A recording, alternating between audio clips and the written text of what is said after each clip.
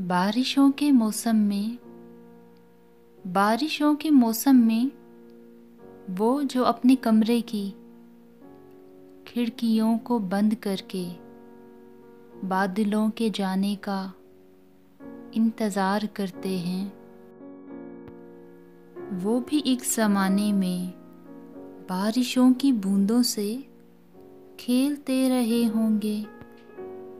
14वीं की रातों में जल्द सोने वालों की चांदनी से माजी में दोस्ती रही होगी।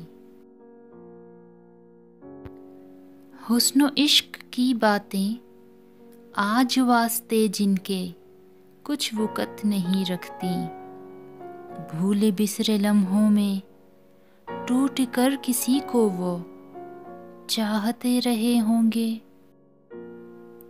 वो जो अपने गम पर भी आँख नम नहीं करते, कल किसी की खातिर वो खूब रो चुके होंगे।